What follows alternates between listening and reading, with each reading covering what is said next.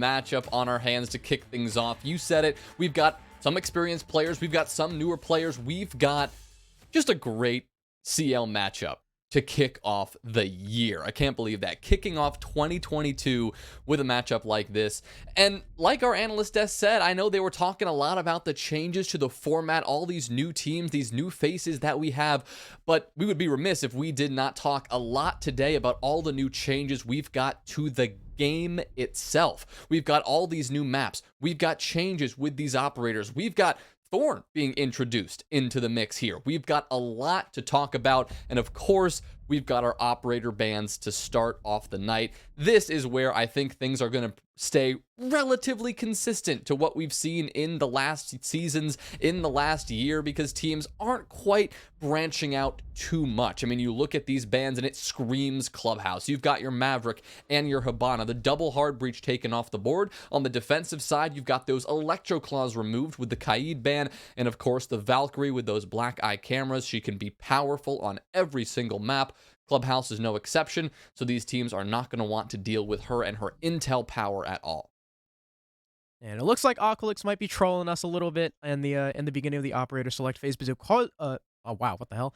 Because of course, excuse me, there's no more sixth pick. There's no more reveal phase. So you don't get to take a peek at your opponent's operators before you load into the lobby. Now, instead, while the defenders, you know, their lineups aren't revealed, so they have to stay static with these 5 no matter what, Aqualix can go ahead, drone into the building. You know, if they can get a drone in sight, sure, they might sacrifice that utility, but they'll have a better understanding of who the defense is bringing, and they can swap out any of their attackers. As you can see, Slimy Nick, who I believe just wants to be referred to as Nick. So if we just call him Nick, we are referring to ATK Slime.AQ, is going to show us that right now. Monty to ace the rest of the team who are on those lesser played operators will soon follow suit, and we're left from what was probably the craziest team comp I've seen in the last year of T2 to now painfully standard. Interesting that they're still bringing the Thatcher, though. I really thought the Kaid ban was going to alleviate that Thatcher pick, but it seems like Aqualix still want to stick it just in case. Like you said, though, with the attacker repick, I think we're going to see a lot of teams just picking some pretty crazy operators just right off the bat. Really, because it doesn't matter anymore. You get into the prep phase, that is where all of you can potentially choose, again, whatever attacker you want to bring into the mix. You can be aided by some intel, by that drone work as you work those drones into the building. You can see a particular setup. You can say, okay, I need this piece of utility to deny it, and that's how you bring a certain attacker or another. But speaking of, we already have one of those attackers, and a big player at that, taken off the board within the first 40 seconds. It is Psychosis, the Zofia, the first player to fall on the side of Aqualix. It's going to be Arrow on the Mozzie, going for a little roam here on the gym and bedroom side to claim the opening pick through the hatch. He'll reposition and join Jolton over in construction because Aqualix, they are really looking to get this clear going, and a clear that is now working beautifully thanks to Rice and a couple of nice headshots there. Good by Arrow, good by Jolton. This clear is off to a fantastic start. Beautiful stuff, but ooh, Sykes will clap back. The man who went in and looked like he was going to save the round for the attack ended up getting refragged, but Afer is there on the main stairs cut off. So what was a very extended roam from Gaimin Gladiators worked for 2, but it cost them 3 lives, and honestly, I don't think the amount of time they wasted was really all that worth it. On average, that was 30 seconds per operator.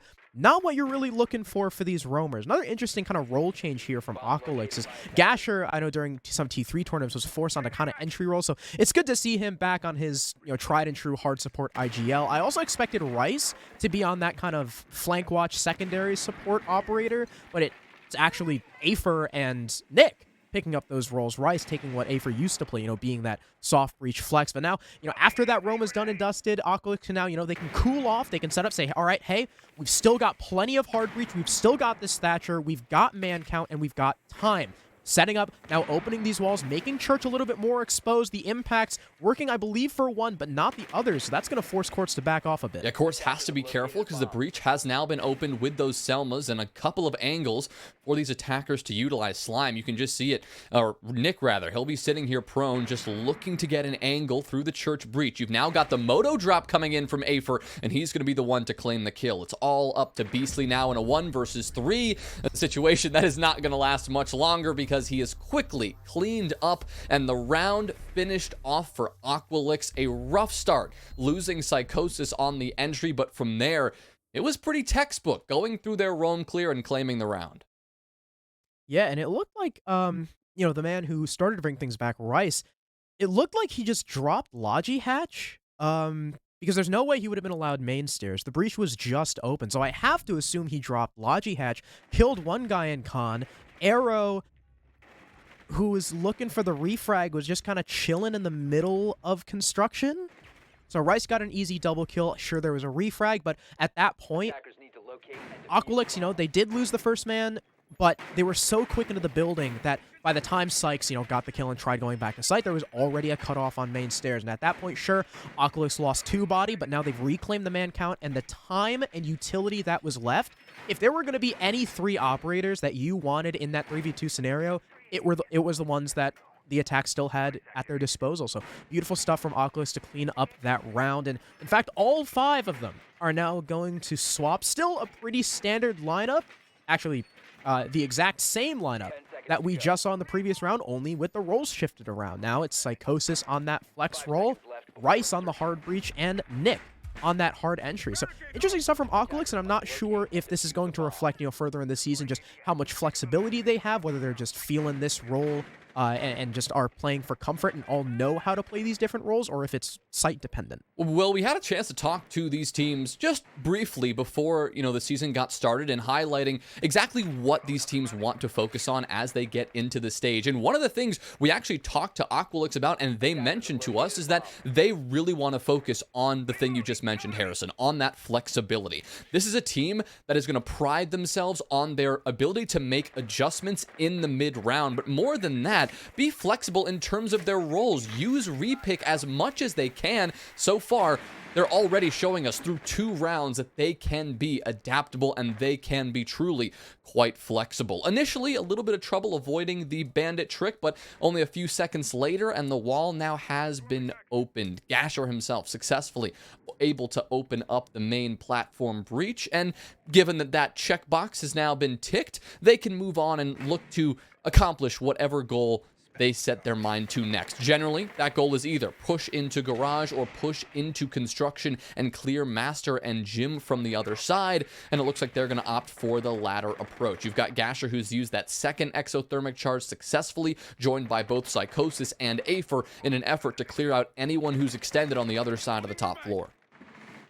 Yeah, I really like how little that Aqualix needed to expend to get rid of that bandit trick. Just a couple EMPs, 1 ace, and the thermite's still able to go off. And not only that, beautiful utility play and incredible frags to start off. Both Beastly and Arrow go out without an answer, that is, until Psych steps up for 1, but can't land the second. Psychosis pre-fires him down. Quartz had an answer on the other side of the map. That does drop Case outside of Jacuzzi. It looked like one of those Aqualix players just kind of forgot to pick it back up, but Psychosis now has it in hand. And interestingly enough, Nick is getting ready to breach into garage. With the low man count that the Gladiators have at their disposal, they've left Rafters vacant. Nick has already moved into the room, knows that Rafters itself is clear, and is currently just holding the rotate, waiting for his teammates to come back around him. It seems like Psychosis is going to be doubling up with Nick, or maybe playing the breach, leaving Afer alone on the other side of the map. Yeah, he will double up with Nick here and actually switch spots. So it'll be Psychosis going up through Rafters, looking for that default plant spot behind server. In comes Afer for the assist, making sure that Quartz won't get a sneaky playoff hiding around that corner. That leaves it all on Jolton. The main IGL, or rather one of the main IGLs for this team in the 1 versus 3, nearly wins the fight against Afer, but will have to settle for just damage, and in comes yet another assist from Psychosis. So far, Aqualix, that Gasher system, hasn't reared its ugly head yet.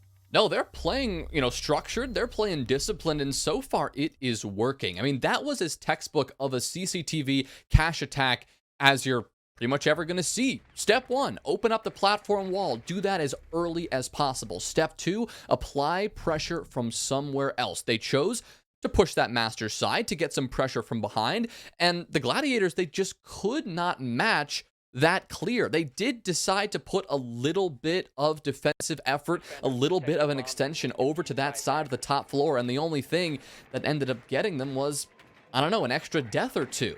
They were able to get a kill back, but at that point, the damage had already been done. The clear was already pretty much successful, and Aqualix then could move in, pressure construction, pressure the site, and in that 3v2, force those final 2 defenders to really play for a miracle. We saw that there was somebody who wanted to peek the breach. We saw a couple of swings on the top of red stairs. Gaimin Gladiators, they knew they were on the back foot and they would have to pull out something crazy to bring it back. And Aqualix, they stayed composed and they didn't let that kind of comeback happen. So a great start on the attacking side on Clubhouse. That'll be, 2 rounds in a row and 2 rounds they can certainly be proud of. Yeah, and I mean, you guys are going to keep hearing us talk about or reference these, quote-unquote, late Gashers and stuff, blah, blah, blah. But basically what that means is a lot of Gashers teams have had a very similar trend, like the analyst desk I mentioned, and it's them kind of going all out on aggression. And so a lot of times they'll, be a little lax on the info gathering game. Their pushes may be a little sloppy. They go for a lot of, early rushes, well, not necessarily rushes, but early walk-ups, a lot of solo hero plays and such. But so far, the first 2 rounds, we have seen none of that. Aqualix have been very methodical, and they haven't been leaving a lot of openings here for the Gaimin Gladiators, except for, that first opening pick in round 1 on the Psychosis. Now, Jonas, something that we haven't talked about yet is the Gladiators' site choice. They have failed in Church, they failed in Cash, and decide that their 3rd bastion will now be Bar.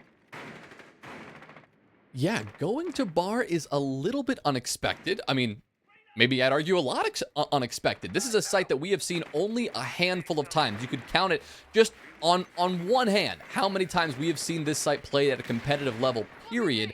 And, the Gladiators are looking to make it happen. This site depends heavily on that top floor hold, hence why we see Jolton upstairs and why we see him jumping out a window, hoping to slow down the progress that Aqualix can make up above. And he'll claim 1, but he'll get traded out because of it. But this is the kind of hold that the defense needs to put together for as long as possible. It is all about the vertical play here. It is all about this top floor control. And once they give it up, Aqualix, they have a lot of flexibility and they can move into pretty much any of the site entrances they want. But for now, they're being delayed just a little bit. Gasher, a little bit uncomfortable here in the long haul, forced to send a couple of flashes in, not super eager taking this fight with Sykes, reasonably so, as the castle will back off. But Psychosis claiming that kill onto Arrow means that, well, Sykes needs to be a lot more careful about what he does next. Quartz, he decides it's his time to shine, though, and he'll take care of Nick and return us back to a 3v3.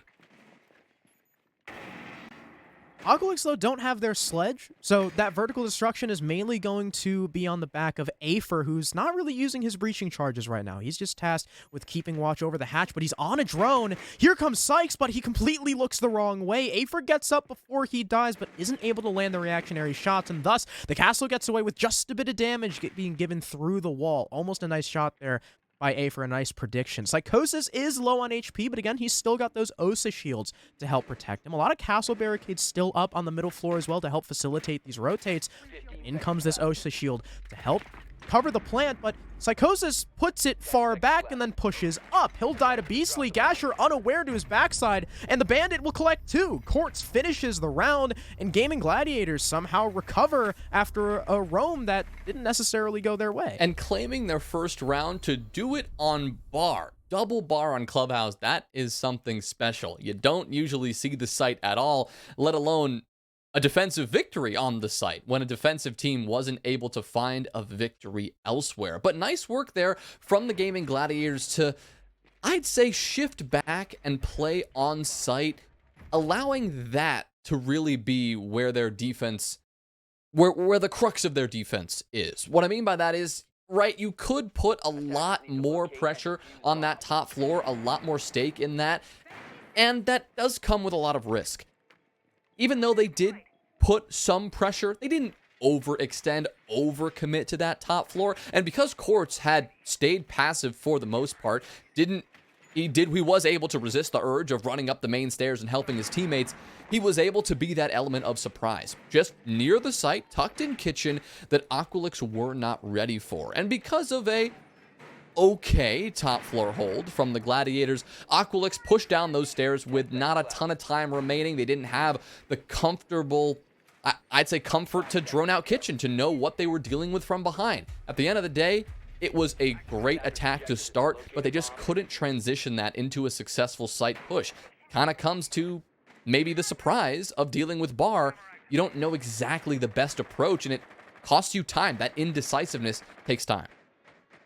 Yeah, and something else that I want to touch on before we move on to this round real quick, so I'll try to get it out, as soon as possible.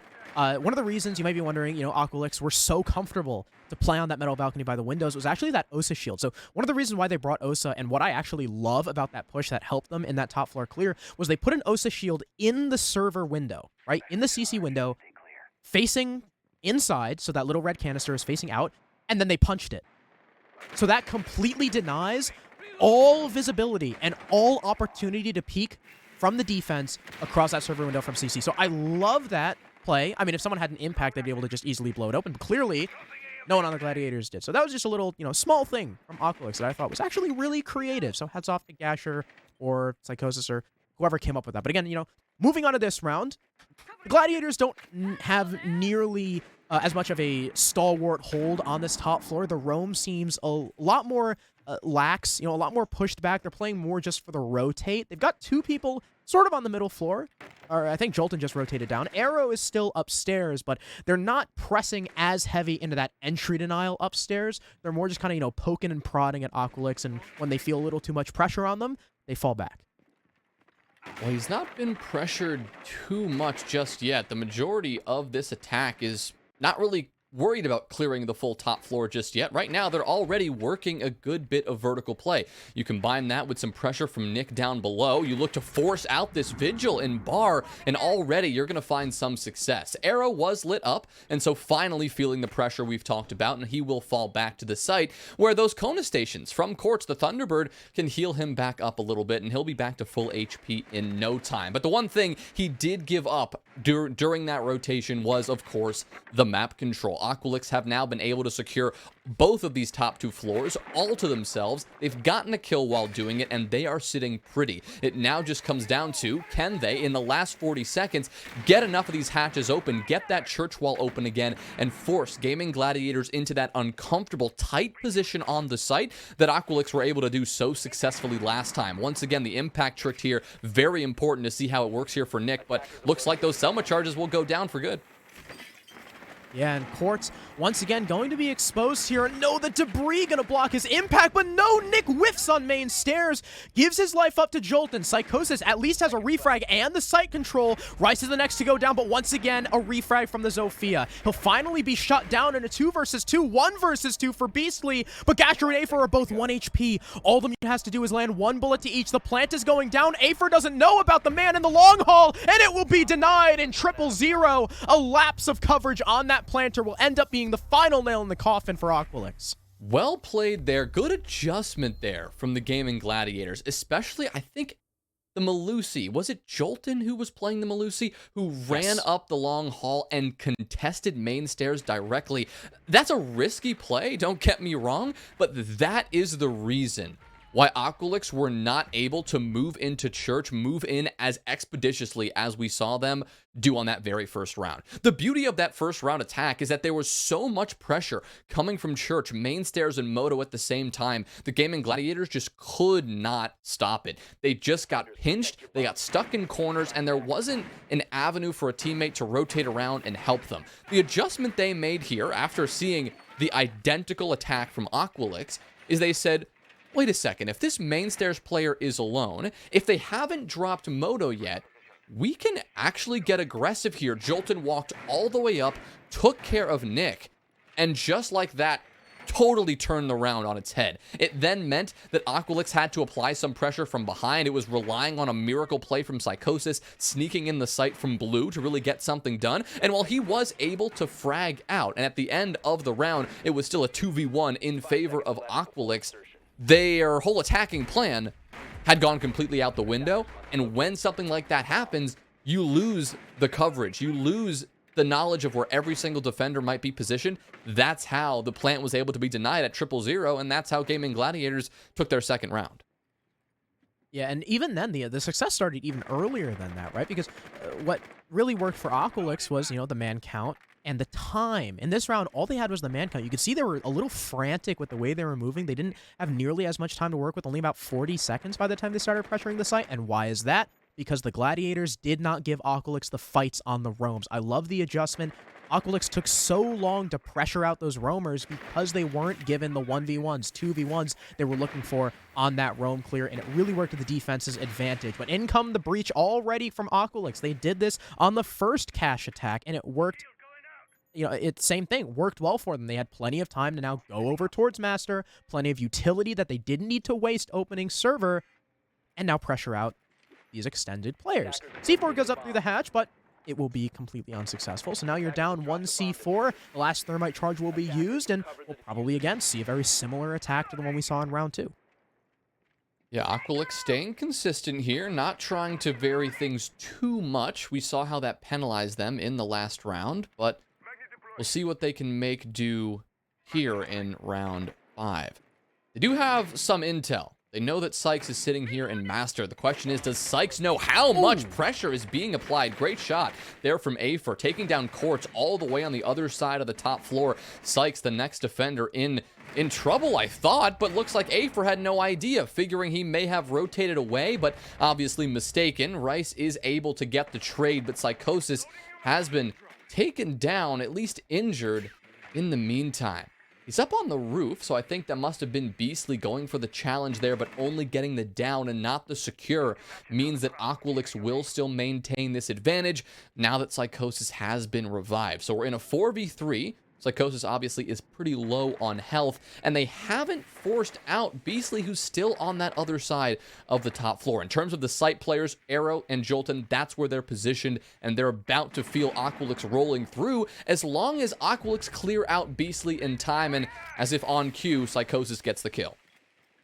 Yeah, just as you were talking about that, there was a drone whizzing by on Beastly's screen and a player sure to follow. Gas canisters still going out to delay this construction push. And I'm not quite sure if that's where Case is. The player on Platwall is the Zofia. So yeah, I think Case is coming from that direction. There's no more smoke canisters for Jolton though. All he's got left is his gun. And as the Jaeger goes down, he's alone and he stands little chance against the LMG of Nick, who ends up cleaning the last 2 kills all for himself. A wonderful debut so far for both him and Rice.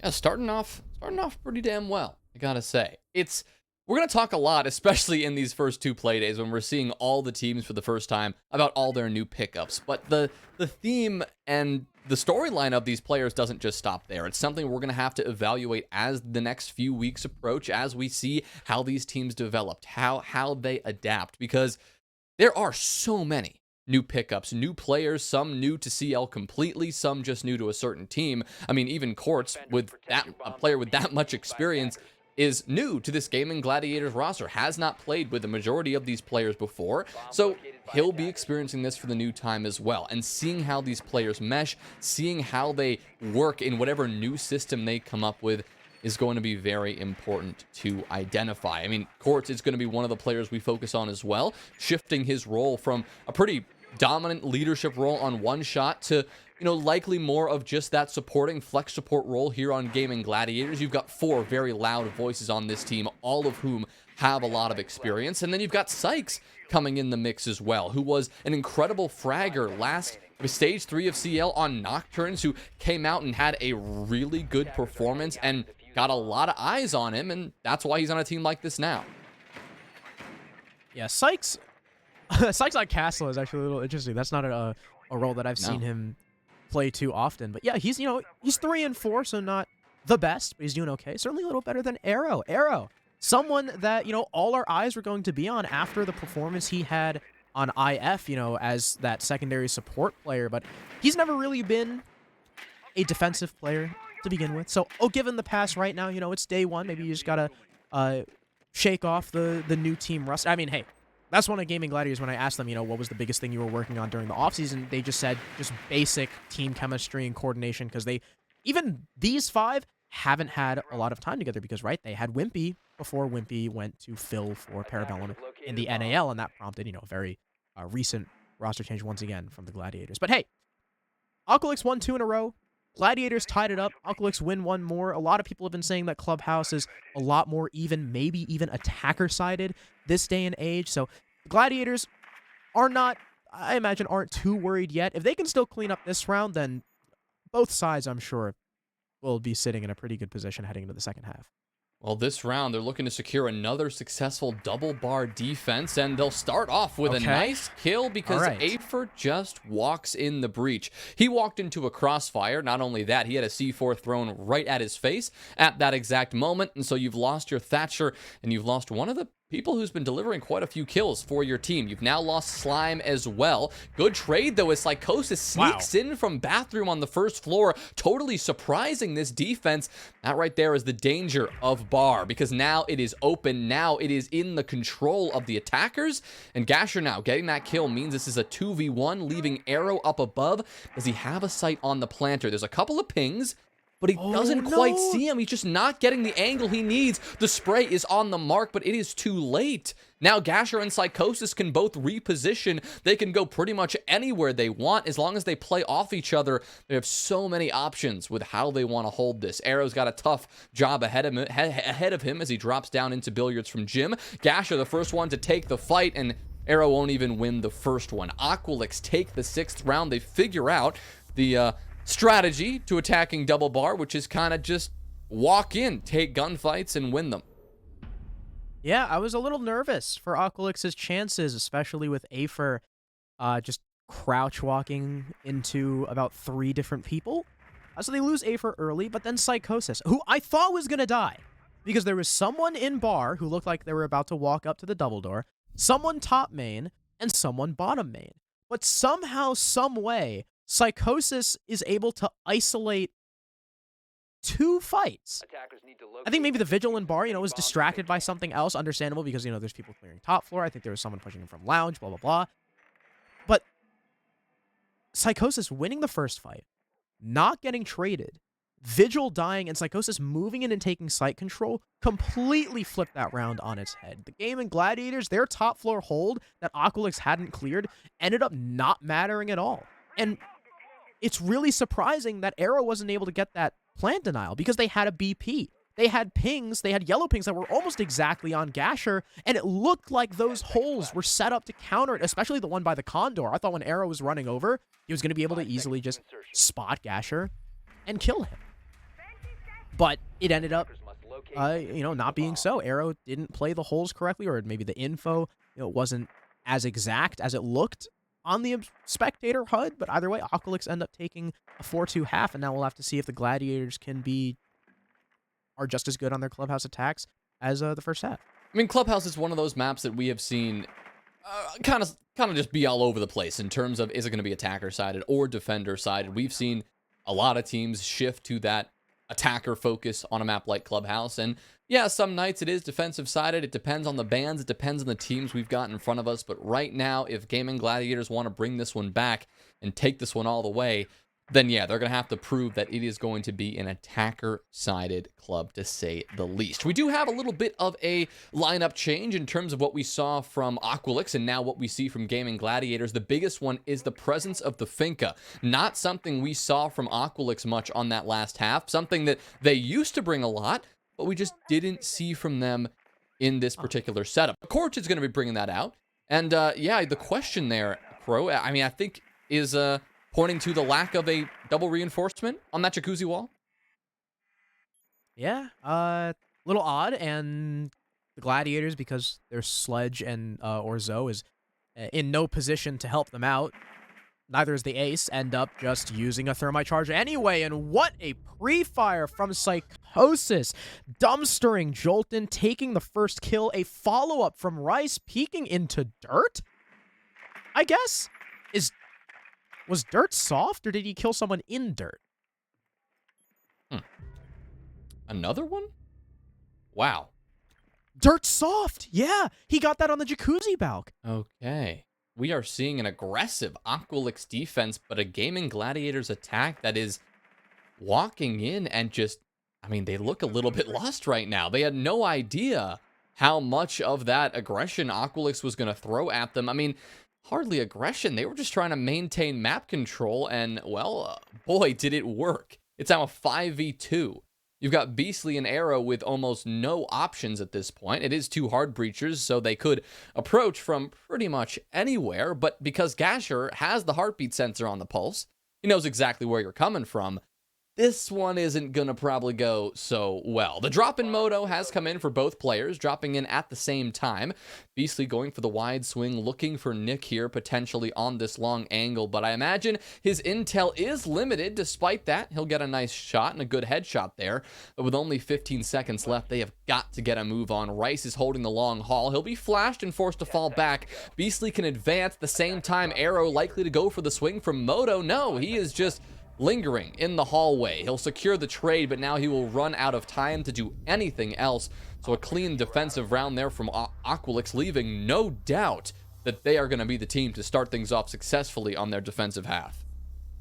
Yeah, incredibly aggressive, very forward. There's a lot of things that aggressiveness can imply. It's a more of a blanket term, but I feel like that style that Aqualix is playing is kind of the most common example of quote-unquote aggressive that we see in T2 play and even down in T3, and that is entry denial. That is Aqualix searching for those kills, making sure that everywhere the Gladiators were trying to set up just to enter the building, just to take map control, was thwarted. I mean, even going so far as to leave dirt soft, punch hole it, and kill someone on Jacuzzi Bell. That was through and through Aqualix just meeting the Gladiators everywhere they tried to go. So, and it working. Beautiful stuff from Aqualix. I mean, that is what, their attacks definitely looked different. They looked better. But that defense, that is old Aqualix.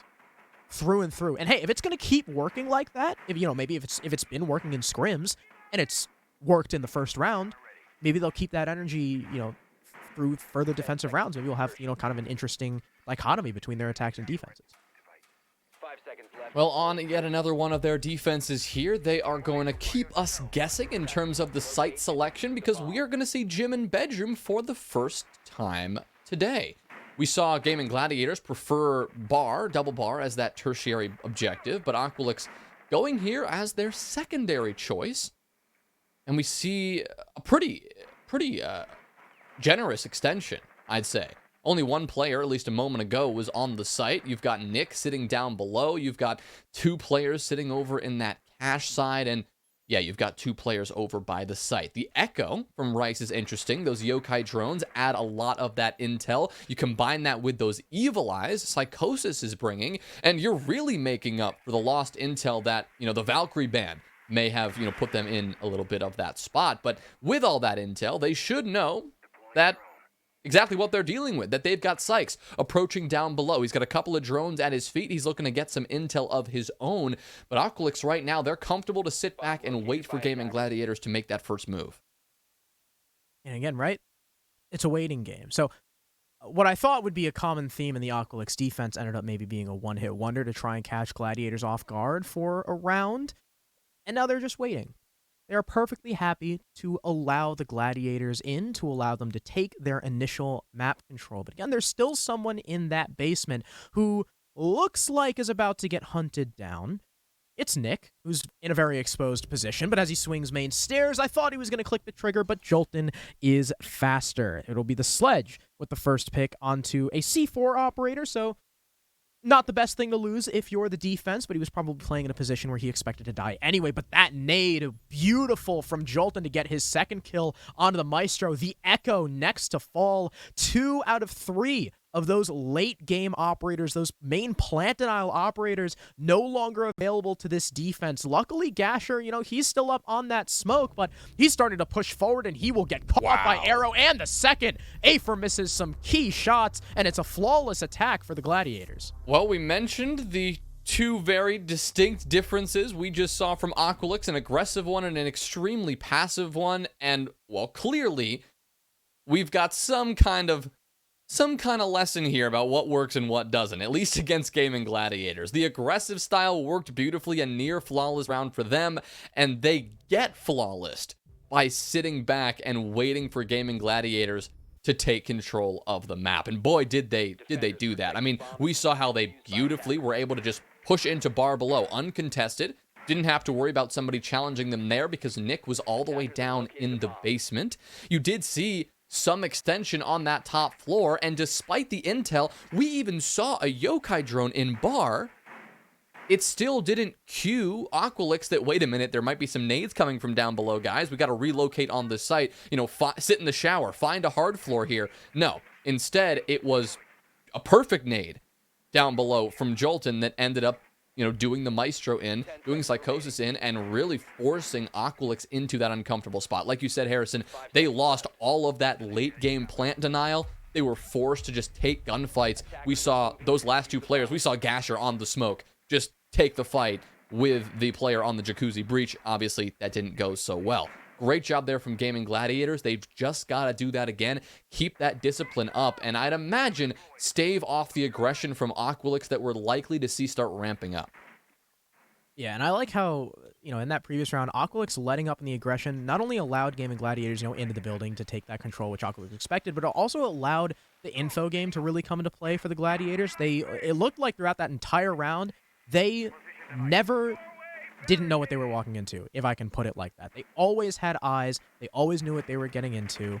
And that's definitely, you know, a reverse from what we saw in their first attack, where it seemed like every time they found something, Aqualix would immediately make it stale by running to the other side of the map and peeking. So maybe Aqualix go back to what worked for them. As of right now, they are still not playing that entry denial, super aggressive game. They're laying back with their cams on the Echo, who is their only form of plant denial this round, unless we include those C4s from Gasher and Afer, but Gasher was extended into Strip Club before, unless he's fallen back. I think the castle is there now.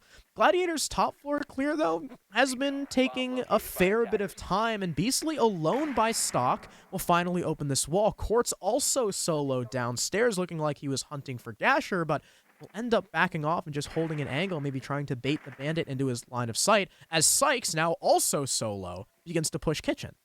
Yeah, a couple of different solo plays here from the Gladiators. They do have to be careful. Like we've said, the aggressiveness, the confidence from Aqualix will thrive if they get to take these 1v1 gunfights. Arrow is the first player to take a bit of damage, but Psychosis gets even more lit up, playing aggressively behind this shield here, and Master, a beautiful nade tossed his way. He's forced to relocate, and Arrow is able to get that kill because of it. Afer still taking gunfights, nearly losing his life, but ends up getting the down. Jolton actually pops up thanks to a good Finka boost, gets the trade, but Slime gets two back. Sykes answers, taking down Nick, and now it is a 1v3.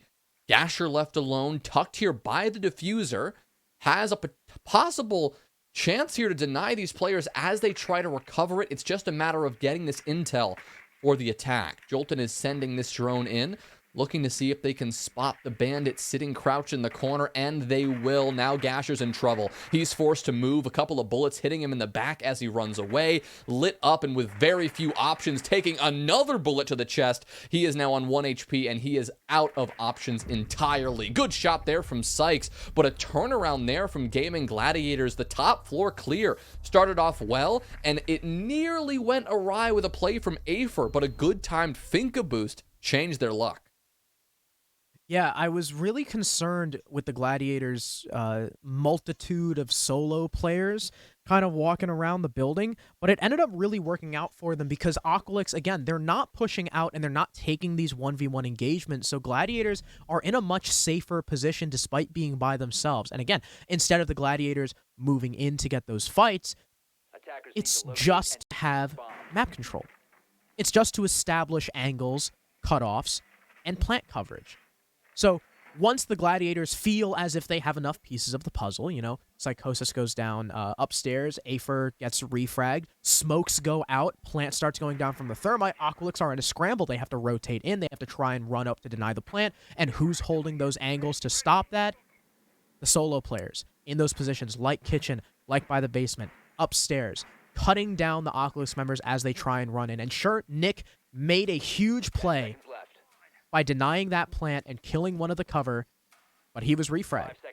And at the end of the day, Gaimin Gladiators already had that man advantage squarely in their favor. I mean, those 2 kills from Nick were the only 2 kills his team had. So well done to the Gladiators. They're starting to bring things back. I mean, it was a 5-2 scoreline, and we're now within 1 round of even. Yeah, this may be as attacker-sided as it looked like on that first half, especially if Gaimin Gladiators can just get this 3rd round in a row. They'd be looking really good. They'd be set up very well for those last 2 rounds, potentially headed towards overtime, but they'd be looking good either way. We're now headed, of course, to a basement defense for Aqualix again. This is the one we saw them get insanely aggressive last time, and it looks like that pattern is not going to change at all. Afer, the first player to get contested by the attackers, just throws a C4 towards the breach that the sledge had opened, and it's actually Quartz who gets claimed by the explosion. So losing your Finca at this stage in the game, that's going to be very detrimental for the Gladiators unless they can find a way to get the answer. You've got two players, potentially, that you could take care of on this top floor. The first one falls, but the second is not going to go away so easily. Psychosis takes care of Jolton, and now will drop away. Smart decision from him, keeping that advantage as long as they can.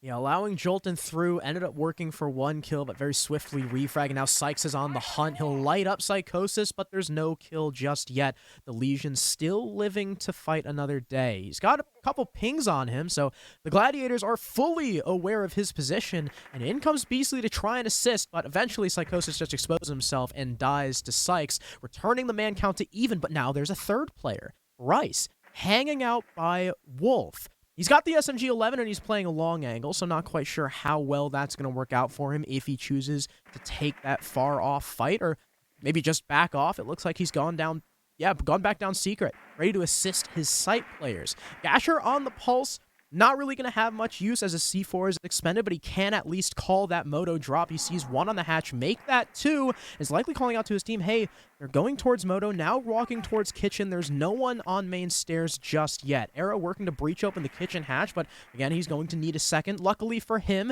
there's no impact trick in sight as the Melusi has brought those bulletproof cams, and Legion is dead. Thus, the kitchen hatch now open. Nick watching it like a hawk, as well as Rice. Two players watching this drop down. I highly doubt any attacker is going to be able to make it safe through there unless they have some pretty well-placed smokes, but Nick might be able to see over them due to this elevated position. The Gladiators need to get a move on. There are only 15 seconds left in this round. Gasher now sees there's one player main stairs. The drop has to come through, and Nick easily catches one, instantly refragged by Beastly, but Gasher takes one on main stairs, and the C4 has Beastly's name on it, meaning it's now match point for Aqualix. I mean, you waited too long to make it happen. They just waited far too long to actually make the push. And even though it was a 3v3, when you've got the clock working so much in the favor of the defense, there's only so much you can do when you're going for that miracle. They were able to collect the one kill, the one trade onto the player who was completely exposed, just in the middle of the site, but they were not ready for the C4, couldn't shoot it out, didn't have the proper coverage, and they just were not ready for another swing that they just could not predict either. Another strong round for Aqualix, a little bit of a combination between that crazy aggressive round that we saw from them and a little bit of a blend between that more passive style. They started off with a heavy early contestation of that attack on the top floor, and it worked wonders for them. When they did lose Psychosis, though, they turned it back into a 3v3. They decided, okay, let's just play our game. Let's stay passive. Let's hold on the site.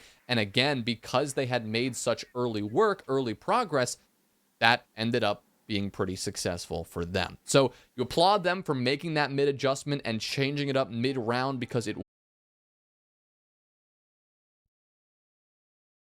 Welcome back, everyone. Sorry about the break. Hopefully it wasn't too long, but we have everyone back in the lobby. We are no longer having server issues, and no one's lagging.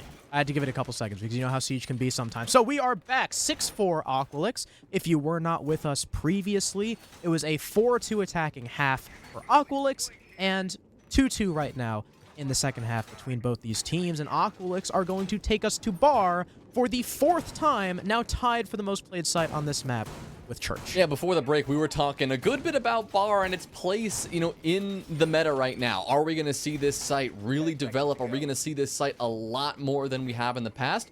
Who knows? But at least today, we have seen it quite a bit. Like you said, 4 times, as many times as we have seen Basement, Church, and Arsenal also be played. We'll now see, though, how Aqualix want to defend this. We've seen a variety of defensive setups, most of which hinge upon a pretty significant top floor hold. The one thing we have not seen, though, is a bit of a horizontal extension. Right now, we see Nick playing the Warden over in Strip right now. We see someone down in dirt, unless my eyes deceive me, and Quartz is now looking to hunt them down. Rice, though, providing the long angle coverage. Good intel there from Gasher, and great communication to make sure they secure the opening kill of what could be match point.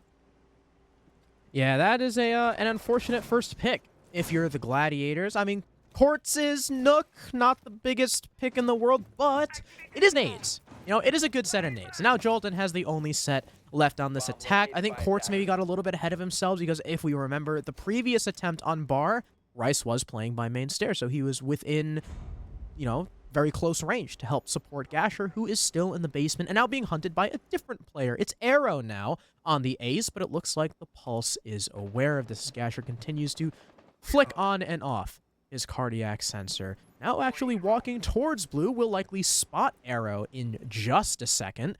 And there it is. There's the heartbeat, maybe even a spam through the wall. No, it's a C4 instead, but Arrow gets away up the secret stairs just in time and is now, I think, going to assist his team in a top floor clear. Yeah, right now, because this defense is so spread out, this attack is forced to do just the same thing. They've got to commit so many resources to so many different parts of the map, and right now, that has resulted in the Gaimin Gladiators being put extremely on the back foot.